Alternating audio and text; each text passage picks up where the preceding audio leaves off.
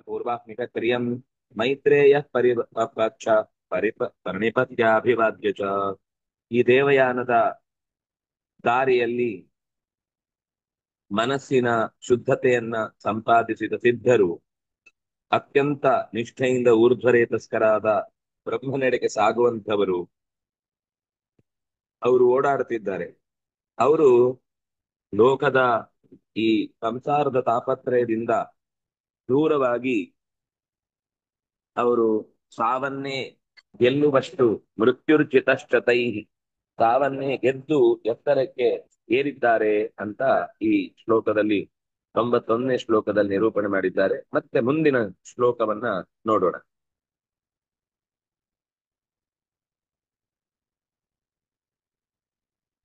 ಅಷ್ಟಾಶೀತಿ ಸಹಸ್ರಾಣಿ ಮುನೀನಾಂ ಊರ್ಧ್ವರೇತಸಾಂ ಉದಕ್ ಪಂಥನಮನ್ ಅರ್ಯಮ್ನಃ ಹಿತಾಖ್ಯಾಭೂತ ಸಂಪ್ಲವಂ.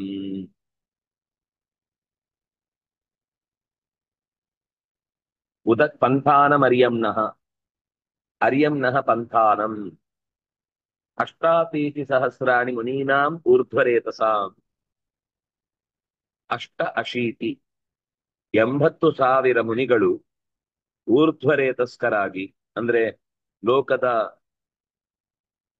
ಈ ಸಂತತಿಯನ್ನು ಪಡೆಯುವ ವಿಷಯದಲ್ಲಿ ಪೂರ್ತಿ ಒಳಮುಖಗೊಂಡು ಆ ಶಕ್ತಿಯನ್ನ ತನ್ನ ಧಾರಣ ಶಕ್ತಿಯಾಗಿ ಬೆಳೆಸಿಕೊಂಡು ಉದಕ್ ಪಂಥಾನಂ, ದಕ್ಷಿಣದಿಂದ ಉತ್ತರದ ಕಡೆಗೆ ಸಾಗುವಂತಹ ಆಭೂತ ಸಂಪ್ಲವಂ, ಬದುಕಿನ ಎಲ್ಲಾ ಸಂತೋಷಗಳನ್ನ ಕಂಡವರು ಮತ್ತು ಇದರ ವಿನಾಶವನ್ನೂ ಕೂಡ ಸಂಪ್ಲವ ಅರ್ಥ ಮಾಡಿಕೊಂಡವರು, ಭಗವಂತನನ್ನ ಎಲ್ಲ ಭೂತಗಳ ಪ್ಲವ ಅಂದ್ರೆ ದೋಣಿ ಅಂತ ಅರ್ಥ. ಇಡೀ ಜಗತ್ತಿನ ಎಲ್ಲ ಜೀವಜಾತಗಳ ದೋಣಿಯಾಗಿ ಭಗವಂತ ಇದ್ದಾನೆ ಅನ್ನುವಲ್ಲಿ ಆಭೂತ ಸಂಪ್ಲವಂ ಸ್ಥಿತಾಹ, ಪರಮಾತ್ಮನನ್ನ ದೋಣಿಯನ್ನಾಗಿ ಸ್ವೀಕರಿಸಿ ಆ ಮೂಲಕ ಸಾಕ್ತಾ ಇದ್ದಾರೆ. ತೇ ಸಂಪ್ರಯೋಗಾತ್ ಲೋಭಸ್ಯ ಮೈಥುನಸ್ಯ ಚ ವರ್ಜನಾತ್ ಇಚ್ಛಾದ್ವೇಷ ಪ್ರವೃತ್ತ್ಯಾ ಚ ಭೂತಾರಂಭ ವಿವರ್ಜನಾತ್. ಲೋಭಸ್ಯ ಸಂಪ್ರಯೋಗಾತ್, ಅವರಿಗೆ ಭಗವಂತನನ್ನ ಇನ್ನಷ್ಟು ತಿಳಿಯಬೇಕು, ಅರಿವನ್ನ ಇನ್ನಷ್ಟು ಹೆಚ್ಚಿಸಿಕೊಳ್ಬೇಕು ಅನ್ನುವ ಲೋಭದಿಂದ ಕೂಡಿದವರಾಗಿದ್ದಾರೆ. ಆದರೆ ಲೋಕದ ಸಾಮಾನ್ಯ ದೈಹಿಕವಾದ ಸಂಪರ್ಕದಿಂದ ಬರುವಂತಹ ಸುಖವನ್ನ ವರ್ಜನ ಬಿಟ್ಟು ಬಿಟ್ಟಿದ್ದಾರೆ. ಇಚ್ಛಾದ್ವೇಷ ಅಪ್ರವೃತ್ಯ, ಇದು ಯಾವಾಗ ಸಾಧ್ಯ ಆಗುತ್ತೆ ಅಂದ್ರೆ ಈ ದೇಹದ ಆಸೆಗಳನ್ನ ಗೆಲ್ಲುವುದು ಸಾಧ್ಯವಾಗುವುದು ಯಾವಾಗ ಅಂದ್ರೆ ಇಚ್ಛಾ ಮತ್ತು ದ್ವೇಷ, ಅಂದ್ರೆ ಅತಿಯಾದ ಮೋಹ ಮತ್ತು ದ್ವೇಷ.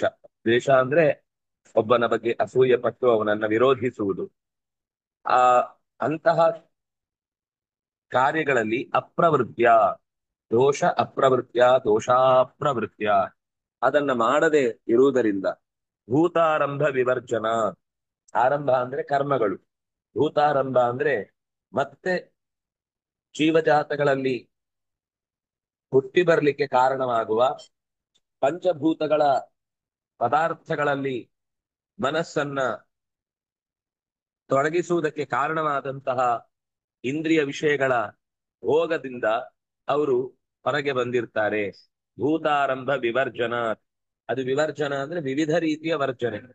ಕಣ್ಣಿನಿಂದ, ಕಿವಿಯಿಂದ, ಮೂಗಿನಿಂದ, ಬಾಯಿಯಿಂದ, ಸ್ಪರ್ಶದಿಂದ ಒದಗುವ ಎಲ್ಲ ತರದ ಭೋಗಗಳನ್ನ ಯಾವ ಕರ್ಮಗಳು ಮತ್ತೆ ಹುಟ್ಟಿಕೊಂಡು ಮತ್ತೆ ಈ ಆ ಬಂಧನದಲ್ಲಿ ಸಿಕ್ಕಿಸುತ್ತೋ ಅಂತದ್ದನ್ನ ಬಿಟ್ಟವರಾಗಿ, ಪುನಶ್ಚ ಕಾಮ ಸಂಯೋಗಾತ್ ಶಬ್ದಾದೇರ್ದೋಷ ದರ್ಶನಾತ್ ಇತ್ಯೇಭಿ ಕಾರಣೇ ಶುದ್ಧಾ ತಮ ತೇ ಮೃತತ್ವಂ ಹಿ ಭೇಜಿರೇ. ಪುನಶ್ಚ ಕಾಮ ಅಸಂಯೋಗಾತ್, ಕೇವಲ ದೈಹಿಕ ಕಾಮನೆ ಮಾತ್ರ ಅಲ್ಲ, ಮನಸ್ಸಿನಲ್ಲೇ ಮಂಡಿಗೆ ಮಾಡಿಕೊಂಡು ಮಿಥ್ಯಾಚಾರನಾಗಿ ಬದುಕುವಂತಹ ಮಾನಸಿಕ ಆಸೆಗಳನ್ನ ತೀರಿಸಿಕೊಂಡು ಕನಸಿನಲ್ಲೇ ಅದನ್ನ ಇಚ್ಛೆ ಪಡ್ತಾ ಕಾಲ ಕಳೆಯುವುದು, ಅಥವಾ ಲೋಕದ ಬೇರೆ ಬೇರೆ ವಸ್ತುಗಳನ್ನ ಅದು ಬೇಕು ಅಂತ ಅಪೇಕ್ಷಿಸಿ ಅದಕ್ಕಾಗಿ ಹೋರಾಟ ನಡೆಸುವುದು. ಆ ಕಾರಣದಿಂದ ಏನಾಗುತ್ತೆ, ಶಬ್ದಾದೇಹಿ ಶಬ್ದ ಸ್ಪರ್ಶ ರೂಪ ರಸಗಂಧಗಳ ಆ ಒಡನಾಟ ಹುಟ್ಟುತ್ತೆ. ಹುಟ್ಟಿದಾಗ ಅದು ಇನ್ನೇನೇನೋ ಆಸೆಗಳು ಕೋಪವಾಗಿ, ಕೋಪಗಳು ಲೋಭವಾಗಿ, ಲೋಭಗಳು ಮೋಹವಾಗಿ, ಮೋಹ ಮದವಾಗಿ, ಮದ ಮತ್ಸರವಾಗಿ ಇಡೀ ಬದುಕಿನ ಎಲ್ಲ ಎಲ್ಲೆಗಳನ್ನೂ ಕೂಡ ಎಲ್ಲಿ ಅಂತ ಹುಡುಕುವಷ್ಟು ದೂರಕ್ಕೆ ಕೊಂಡೊಯ್ದು ನಮಗೆ ನಾವೇ ಅಪರಿಚಿತರಂತೆ ಮಾಡುವಂತಹ ದುರವಸ್ಥೆಯಿಂದ ತಪ್ಪಿಸಿಕೊಳ್ಳುವುದಕ್ಕಾಗಿ ಶಬ್ದಾದಿಗಳಿಂದ ದೂರ ಇರ್ತಾರೆ. ಯಾಕೆಂದ್ರೆ ಅದರಲ್ಲಿ ದೋಷ ದರ್ಶನ. ಲೋಕದಲ್ಲಿರುವಂತಹ ಗ್ರಾಮ್ಯ ಗೀತೆಗಳ ಸುಖ ಅಥವಾ ಗ್ರಾಮ್ಯ ವಸ್ತುಗಳ ದರ್ಶನ ಅಥವಾ ಅದರ ಸ್ಪರ್ಶನ ಇದೆಲ್ಲವೂ ಕೂಡ ಒಂದಲ್ಲ ಒಂದು ರೀತಿಯಿಂದ ದೋಷವೇ. ಆದ್ರಿಂದಾಗಿ ಆ ದೋಷವನ್ನ ಕಂಡವರಾಗಿ ಅದರಿಂದ ದೂರ ನಿಲ್ತಾರೆ. ಈ ಏಭಿಹಿ ಕಾರಣೈಹಿ, ಇಂಥ ಕೆಲವು ಕಾರಣಗಳಿಂದಾಗಿ ತೇ ಶುದ್ಧಾಹ, ಅವರು ಅತ್ಯಂತ ಶುದ್ಧರು. ಅಮೃತತ್ವಂ ಹಿ ಗಚ್ಚತಿ ಭೇದಿರೆ, ಅವರು ಮರಣದಿಂದ ಪಾರಾಗ್ತಾರೆ, ಅಮೃತತ್ವವನ್ನು ಹೊಂದುತ್ತಾರೆ. ಆಭೂತ ಸಂಪ್ಲವಂ ಸ್ಥಾನಂ ಅಮೃತತ್ವಂ ವಿಭಾವ್ಯತೆ, ತ್ರೈಲೋಕ್ಯ ಸ್ಥಿತಿ ಕಾಲೋಯಂ ಅಪುನರ್ಮಾರ ಉಚ್ಯತೆ.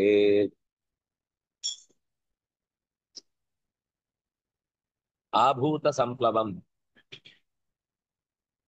ಇಡೀ ಎಲ್ಲ ಜೀವಜಾತಗಳು ಎಲ್ಲಿ ಹೋಗಿ ಕೊನೆಗೊಳ್ಳುತ್ತೋ ಅಂತಹ ಸ್ಥಾನವನ್ನ ಅಮೃತತ್ವಂ, ನಾವು ಯಾವೆಲ್ಲ ವಸ್ತುಗಳ ಹಿಂದೆ ಸಾಕ್ತೇವೋ, ಆ ವಸ್ತುಗಳಿಂದ ಏನೆಲ್ಲ ನಮಗೆ ಸುಖ ಸಿಗುತ್ತೆ ಅಂತ ಅನ್ಕೊಳ್ತೇವೋ, ಆ ವಸ್ತುಗಳು ಕೂಡ ಎಲ್ಲಿ ಹೋಗಿ ಲೀನವಾಗುತ್ತೋ ಅದರ ಕಡೆಗೆ ಗಮನ ಹರಿಸ್ಬೇಕು ಅಂತ ಯೋಚಿಸಿ ಅದು ನಿಜವಾಗಿ ಅಮೃತ.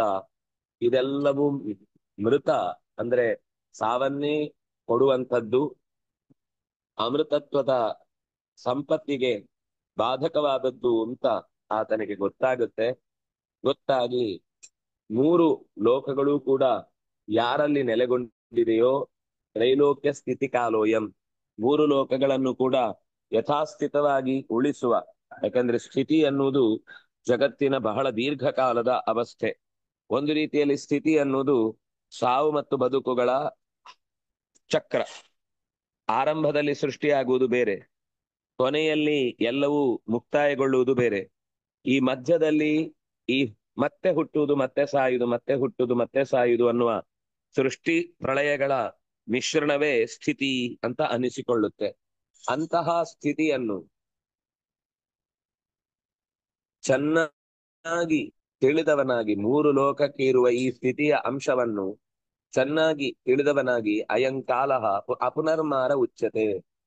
ಅಪುನರ್ಮಾರ ಅಂದ್ರೆ ಮತ್ತೆ ಕಾಮನ ಸಂಪರ್ಕಕ್ಕೆ ಬಾರದಂತೆ ಅವರು ಬೆಳಗುತ್ತಾರೆ. ಮಾರ ಅಂದ್ರೆ ಕಾಮ, ಪುನರ್ಮಾರ ಅಂದ್ರೆ ಮತ್ತೆ ಮತ್ತೆ ಕಾಮನೆಗಳಿಗೆ, ಅದು ಒಂದು ಕಾಮನೆ ಮುಗಿಸಿ ಅದು ಆಯಿತು ಅಂತ ಅನ್ನಿಸುವಾಗ ಇನ್ನೆರಡು ಕಾಮನೆಗಳು, ಇನ್ನೂ 10 ಕಾಮನೆಗಳು ನಮ್ಮನ್ನ ಬಾಧಿಸುವುದು ಲೋಕದಲ್ಲಿ ನಾವು ನೋಡ್ತೇವೆ. ಅದೊಂದು ಕೆಲಸ ಆದ್ಮೇಲೆ ಸರಿ, ಮತ್ತೆಲ್ಲ ನಾನು ಬಿಟ್ಟೇ ಬಿಡುತ್ತೇನೆ. ಎಷ್ಟೋ ಜನ ಈ ಕೆಲಸ ಬಿಡುತ್ತೇನೆ ಅಂತ ಹೇಳ್ತಿರ್ತಾರೆ, ಆ ವ್ಯಕ್ತಿಯ ಜೊತೆಗೆ ಇನ್ನು ಮುಂದೆ ಯಾವತ್ತೂ ನಾನು ಸೇರಲ್ಲ ಅಂತ ಹೇಳ್ತಿರ್ತಾರೆ. ಆಮೇಲೆ ಯಾವುದೋ ಒಂದು ಯಾವ ಕಾರಣಕ್ಕೂ ಈ ದೇಶ ಅಥವಾ ಈ ಭಾಷೆ ಅಥವಾ ಈ ಪರಿಸರ ಈ ವೃತ್ತಿ ನನಗೆ ಇಷ್ಟ ಇಲ್ಲ ಅಂತ ಹೇಳ್ತಿರ್ತಾರೆ, ಅಲ್ಲೇ ಇರ್ತಾರೆ. ಅಂದ್ರೆ ಅಲ್ಲೇ ಅವರನ್ನ ಗಂಟು ಬೀಳಿಸಿರುತ್ತದು ಯಾವುದೋ ಒಂದು ಕಾರಣದಿಂದ. ಅಂತಹ ಕಾಮನೆಗಳ ಬಾಧೆಗೆ ಒಳಗಾಗದೆ ತೆಗೆದುಕೊಂಡ ನಿರ್ಧಾರಕ್ಕೆ ಸ್ಟಿಕಾನ್, ಯಾವಾಗ್ಲೂ ಗಟ್ಟಿಯಾಗಿ ದೃಢವಾಗಿ ಆ ಆಲೋಚನೆಯ ಕ್ರಮದಿಂದ ದೂರ ಹೊಂದುವುದಿಲ್ಲ ಅನ್ನುವುದನ್ನ ಅಪುನರ್ಮಾರ ಅನ್ನುವ ಶಬ್ದದಿಂದ ಹೇಳಿದ್ರು.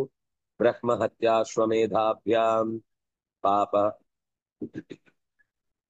ಪಾಪ ಪುಣ್ಯ ಕೃತೋ ವಿಧಿ ಆಭೂತ ಸಂಪ್ಲವಾಂತಂತು ಫಲ ಮುಕ್ತಂ ತಯೋರ್ದ್ವಿಜ. ಬ್ರಹ್ಮಹತ್ಯ ಮತ್ತು ಅಶ್ವಮೇಧ ಈ ಎರಡು ಕರ್ಮಗಳಿಂದ ಪಾಪ ಮತ್ತು ಪುಣ್ಯ ಇದೆರಡೂ ಕೂಡ ವಿಧಿ ಶಾಸ್ತ್ರದಲ್ಲಿ ವಿಧಾನ ಮಾಡಲ್ಪಟ್ಟಿದೆ. ಬ್ರಹ್ಮಹತ್ಯೆ ಎಂದು ಪಾಪಗಳಲ್ಲಿ ಮೇಲಿನದ್ದು, ಅಶ್ವಮೇಧ ಅನ್ನೋದು ಪುಣ್ಯದಲ್ಲಿ ಈ ಕಡೆಯ ತುದಿಯದ್ದು. ಈ ಎರಡು ತುದಿಗಳನ್ನ ವಿಧಿ ನಿರ್ಮಾಣ ಮಾಡಿಕೊಟ್ಟಿದೆ, ವ್ಯವಸ್ಥೆ ಮಾಡಿಕೊಟ್ಟಿದೆ. ಅಂತಹ ವಿಧಿ ಆಭೂತ ಸಂಪ್ಲವಾಂತಂ, ಎಲ್ಲಿವರೆಗೆ ಅಂದ್ರೆ ಪ್ರಳಯ ಕಾಲದ ತನಕ. ಭಗವಂತನನ್ನ ಸೇರುವ ತನಕ ಆಭೂತ ಎಲ್ಲ ಜೀವಜಾತಗಳು ಕೂಡ ಇವನಲ್ಲೇ ಸಂಪ್ಲವ ಮುಕ್ತಾಯಗೊಳ್ಳುವುದು ಅನ್ನುವ ಕೆಲಸದ ತನಕ ಅವನು ಪೂರ್ಣವಾಗಿ ಜಗತ್ತಿನ ವ್ಯಾಪ್ತಿಯನ್ನು ಹೊಂದಿ ನಿಂತಿದ್ದಾನೆ. ಆಭೂತ ಸಂಪ್ಲವಾಂತಂತೂ ಫಲಮುಕ್ತಂ ತಯೋರ್ದ್ವಿಜ. ಎಲ್ಲಿ ತನಕ ಆ ಅಶ್ವಮೇಧ ಅಥವಾ ಬ್ರಹ್ಮಹತ್ಯೆಯ ಪಾಪ ಪುಣ್ಯಗಳನ್ನ ಅನುಭವಿಸ್ಬೇಕು ಅಂದ್ರೆ ಜಗತ್ತೆಲ್ಲವೂ ಪರಮಾತ್ಮನಲ್ಲಿ ಲೀನವಾಗುವ ತನಕ ಮಾತ್ರ. ಆಮೇಲೆ ಮತ್ತೆ ಆ ಪುಣ್ಯ ಪಾಪಗಳನ್ನ ಅನುಭವಿಸ್ಲಿಕ್ಕೆ ನೋಡಿ, ಅಷ್ಟ್ರೊಳಗೆ ಆಡಿಟ್ ಆಗಿ ಎಲ್ಲ ಲೆಕ್ಕಾಚಾರ ಚುಕ್ತ ಆಗ್ಬೇಕು, ಪ್ರತಿಯೊಬ್ಬ ವ್ಯಕ್ತಿಯ ಪಾಪ ಪುಣ್ಯಗಳ ಲೆಕ್ಕಾಚಾರ. ಅದಾದ್ಮೇಲೆ ಮತ್ತೆ ಅದನ್ನ ಉಪಯೋಗಿಸ್ಲಿಕ್ಕೂ ಆಗಲ್ಲ. ಆತರ ಉಳಿಸಿದ್ರೆ ಸೃಷ್ಟಿಯ ಪ್ರಕ್ರಿಯೆಯಲ್ಲಿ ಅವರ ಜವಾಬ್ದಾರಿಯನ್ನು ಅವರು ತಪ್ಪಿಸಿಕೊಂಡಿದ್ದಾರೆ ಅಂತನೂ ಆಗುತ್ತೆ. ಈ ರೀತಿ ಸಂಪ್ಲವಾಂತಂ ಪ್ರತಿಯೊಬ್ಬನ ಜೀವನದ ಪುಣ್ಯ ಪಾಪಗಳ ಲೆಕ್ಕಾಚಾರ ಅಂತನ್ನುವಂಥದ್ದು, ಅದು ಎಷ್ಟು ದೊಡ್ಡ ಪಾಪವೇ ಇರ್ಲಿ, ಎಷ್ಟು ದೊಡ್ಡ ಪುಣ್ಯವೇ ಇರ್ಲಿ, ಅದು ಸಂಪ್ಲವ ಆಗುವ ತನಕ ಎಲ್ಲವೂ ಭಗವಂತನಲ್ಲಿ ಲೀನವಾಗಿ ಮತ್ತೊಂದು ಸೃಷ್ಟಿಗೆ ಬರುವ ಮುನ್ನ ಜಗತ್ತೆಲ್ಲವೂ ಸುಮಾರು 31,104 ಕೋಟಿ ವರ್ಷಗಳಲ್ಲಿ ಒಂದು ಬಾರಿ ಎಲ್ಲವೂ ಕೂಡ ಮತ್ತೆ ಮರುಕಳಿಸುವುದಕ್ಕೆ ಬೇಕಿರುವ ಸ್ಥಿತಿಯಲ್ಲಿ ಸೂಕ್ಷ್ಮ ರೂಪಕ್ಕೆ ಜಾರುತ್ತೋ ಅದಕ್ಕಿಂತ ಮೊದಲೇ ಅವರ ಪುಣ್ಯ ಪಾಪಗಳ ಲೆಕ್ಕಾಚಾರವನ್ನ ಅವರು ಅನುಭವಿಸಿ ಮುಗಿಸುವಂತಹ ವ್ಯವಸ್ಥೆಯನ್ನ ಪ್ರಕೃತಿ, ಆಯಾ ದೇವತೆಗಳು, ಆಯಾ ಜವಾಬ್ದಾರಿಯನ್ನು ಹೊತ್ತಂತಹ ಹಿರಿಯರು ಅದನ್ನ ಮುಗಿಸ್ಬೇಕು.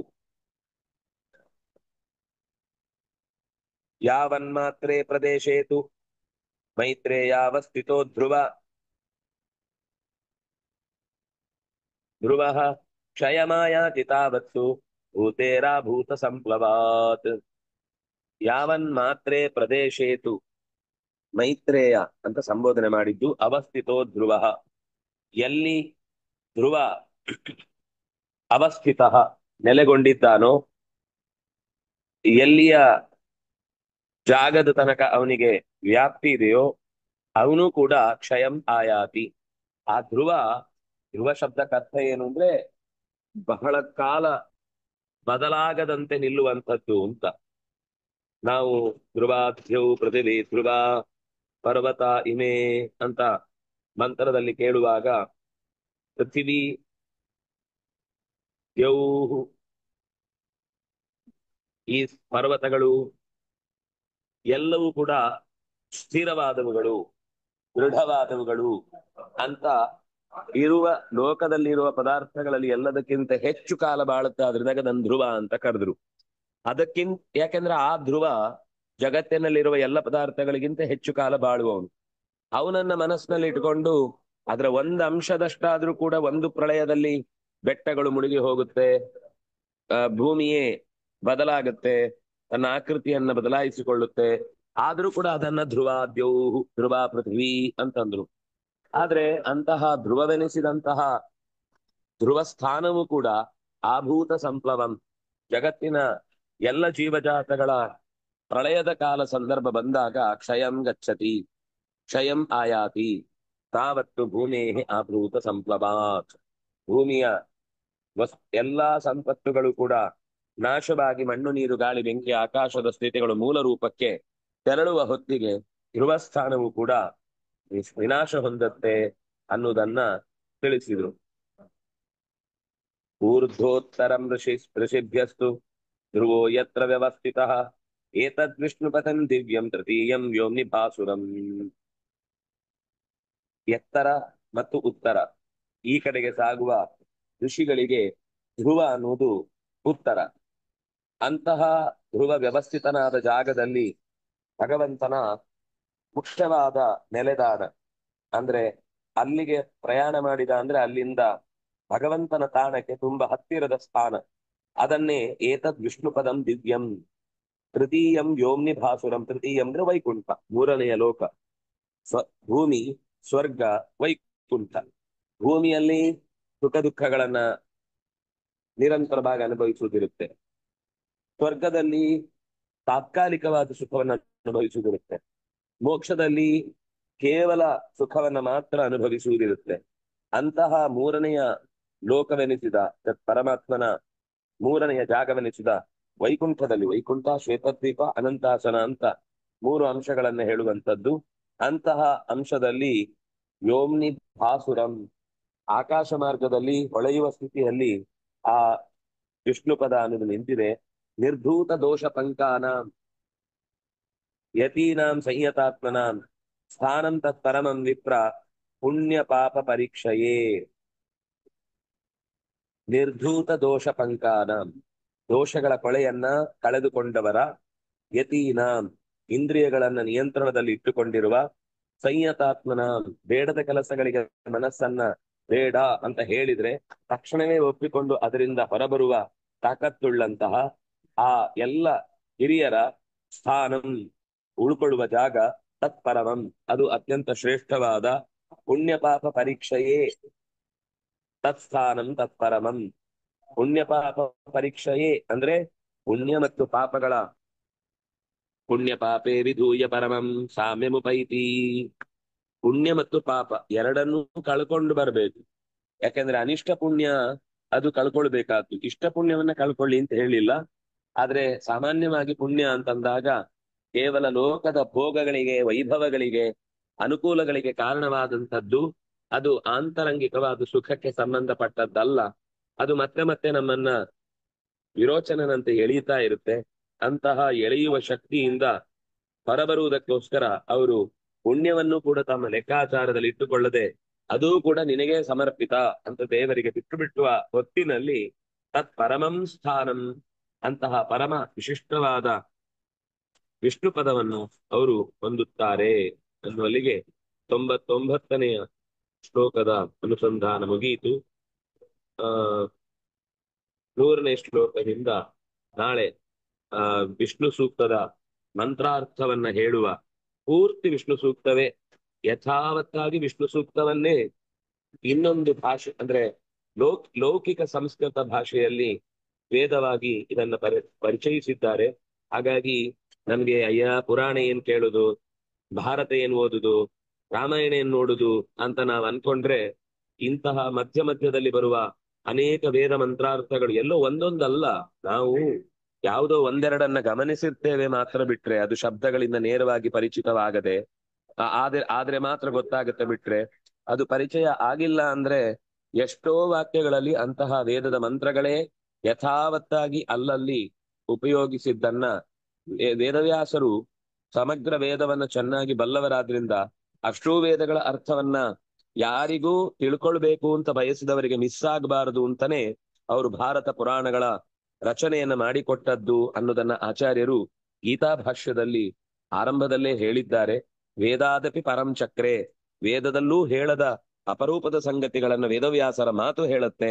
ಯಾಕೆಂದ್ರೆ ಆಕಾಶದಲ್ಲಿ ಸರ್ವಕಾಲಕ್ಕೂ ಒಪ್ಪುವಂತಹ ಸಾಮಾನ್ಯ ನಿಯಮಗಳನ್ನ ವೇದ ಹೇಳಿದ್ರೆ ಮತ್ತು ಭಗವಂತನ ಪರಿಚಯವನ್ನ ತಕ್ಕ ಮಟ್ಟಿಗೆ ಮಾಡಿಕೊಟ್ರೆ ಸ್ವತಃ ಭಗವಂತನೇ ಆ ವೇದವನ್ನೂ ಮೀರಿದವನು, ವೇದಾಂತ ಕೃತ್, ಆ ವೇದದ ಅರ್ಥ ಏನು ಮತ್ತು ವೇದದ ವ್ಯವಸ್ಥೆಯನ್ನ ಎಷ್ಟು ಮುಖ್ಯವಾಗಿ ಅರ್ಥೈಸಿಕೊಳ್ಬೇಕೋ ಅದೆಲ್ಲ ವ್ಯಾಖ್ಯಾನ ಮಾಡುವ ಸಾಮರ್ಥ್ಯ ಇರೋನಾದ್ರಿಂದಾಗಿ ವೇದವ್ಯಾಸರ ಮೂಲಕ ಆ ವಿಷ್ಣು ಸೂಕ್ತದ ಅಷ್ಟು ಮಂತ್ರಗಳ ಅರ್ಥವನ್ನ ಇಲ್ಲಿ ಬಿಡಿಸಿ ಹೇಳಿದ್ದಾರೆ. ಅದರ ಅರ್ಥವನ್ನ ನಾಳೆ ಅನುಸಂಧಾನ ಮಾಡೋಣ ಅಂತ ಹೇಳ್ತಾ, ಕಾಯೇನ ವಾಚ ಮನಸ ಇಂದ್ರಿಯರ್ವಾ ಬುದ್ಧಿಯ ಆತ್ಮನ ವಾ ಅನುಸೃತ ಸ್ವಭಾವ ಕರೋಮಿ ಯದ್ಯತ್ ಸಕಲಂ ಪರಸ್ಮೈ ನಾರಾಯಣಾಯೇತಿ ಸಮರ್ಪಯಾಮಿ. ಶ್ರೀಕೃಷ್ಣಾರ್ಪಿತಂ ಅಸ್ತು. ಮಹಾಪ್ರಳಯದ ನಂತರ ಎಲ್ಲರ ಕರ್ಮದ ಲೆಕ್ಕಾಚಾರ ರೀಸೆಟ್ ಆಗುವುದಾ? ಮಹಾಪ್ರಳಯದ ನಂತರ ಯಾರೂ ಕೂಡ ಮತ್ತೆ ಬರುವುದಿಲ್ಲ. ಮಹಾಪ್ರಳಯ ಆಯ್ತು ಅಂದ್ರೆ ಆ ಜೀವ ಮೋಕ್ಷಕ್ಕೆ ಹೋಗಿ ಬಿಡುತ್ತೆ. ಅದು ಸ್ವರ್ಗಕ್ಕೆ ಅದು ನರಕಕ್ಕೆ ಅಂದ್ರೆ ತಮಸ್ಸಿಗೆ ಹೋಗಬೇಕೋ ಆ ಮುಂದೆ ಬಿಟ್ಟು ಬಿಡಬೇಕು ಅಂತ ಯಾರು ಮತ್ತೆ ಹುಟ್ಟಿ ಬರ್ಲಿಕ್ಕಿದ್ದಾರೋ ಅವರದ್ದು ಮಾತ್ರ ಈ ಪ್ರಳಯದ ಕಾಲದ ಲೆಕ್ಕಾಚಾರ ಸೆಟ್ ಆಗುತ್ತೆ. ಮತ್ತೆ ಅವರು ಮುಂದಿನ ಪ್ರಳಯಕ್ಕಾಗುವಾಗ ಮುಂದಿನ ಸೃಷ್ಟಿಗಾಗುವಾಗ ಏನು ಒಳಗಿನ ಕರ್ಮದ ಲೆಕ್ಕಾಚಾರ ಇಟ್ಕೊಂಡಿದ್ದಾರೆ ಅದನ್ನು ಹೊತ್ತು ಬಂದಾಗ ಭಗವಂತ ಮತ್ತೆ ಆ ಹೊಸ ಪ್ರಪಂಚಕ್ಕೆ, ಹಳೆಯ ಪ್ರಪಂಚದ ಸೊಗಡನ್ನು ಹುಟ್ಟಿಸುವುದಕ್ಕೋಸ್ಕರ ಆ ಸಂಸ್ಕಾರಯುಕ್ತವಾದಂತಹ ನಿತ್ಯ ಸಂಸಾರಿಗಳ ಜೊತೆಗೆ ಜಗತ್ತನ್ನ ಸೃಷ್ಟಿ ಮಾಡಿದಾಗ ಯಾರ್ಯಾರಿಗೆ ಏನೇನು ಬೇಕು ಅಂತಹದ್ದನ್ನ ಅವರು ತಿಳ್ಕೊಂಡು ಸಾಗುವುದಕ್ಕೆ ಅನುಕೂಲಕರವಾದ ವಾತಾವರಣವನ್ನು ನಿರ್ಮಾಣ ಮಾಡ್ತಾನೆ. ಅದರಿಂದಾಗಿ ಭಗವಂತನ ಲೆಕ್ಕಾಚಾರ ಅನ್ನೋದು ಮುಗಿಯತ್ತೆ ಅನ್ನೋದು ಸತ್ಯ. ಅದು ಪ್ರಳಯ ಮುಗಿದ ಮೇಲೆ ಮತ್ತೆ ಅವನು ಅಂದ್ರೆ ಚತುರ್ಮುಖನ ಎಲ್ಲ ಆಯುಷ್ಯ ಮುಗಿಯಿತು ಅಂದಾಗ ಜೀವನಿಗೆ ಮತ್ತೆ ಹುಟ್ಲಿಕ್ಕಿಲ್ಲ ಆದ್ರಿಂದಾಗಿ ಅವನ ಲೆಕ್ಕಾಚಾರ ಮುಗೀತು ಅಂತ ಅರ್ಥ. ಕೇವಲ ನಿತ್ಯ ಸಂಸಾರಿಗಳ ಲೆಕ್ಕಾಚಾರ ಮಾತ್ರ ರೀಸೆಟ್ ಆಗುದು. ಅಂದ್ರೆ ಒಂದು ಕಾಲಕ್ಕೆ ಇಷ್ಟು ಮುಗಿಬೇಕು ಅಂತಿದ್ದದ್ದು ಮುಗಿಯತ್ತೆ, ಮುಂದಿನ ಮತ್ತಿನ ಸೃಷ್ಟಿಗೆ ಬೇಕಿರುವ ಕರ್ಮದ ಲೆಕ್ಕಾಚಾರ ಮುಂದುವರಿಯತ್ತೆ ಅನ್ನೋದು ಇಷ್ಟು ಈ ಮಾತಿನ ಭಾವ ಅಂತ ತಿಳ್ಕೊಳ್ಳೋಣ. ಶ್ರೀ ಹರಿಪ್ರಿಯತ ಶ್ರೀ ಕೃಷ್ಣಾರ್ಪಿತಂ ಅಸ್ತು.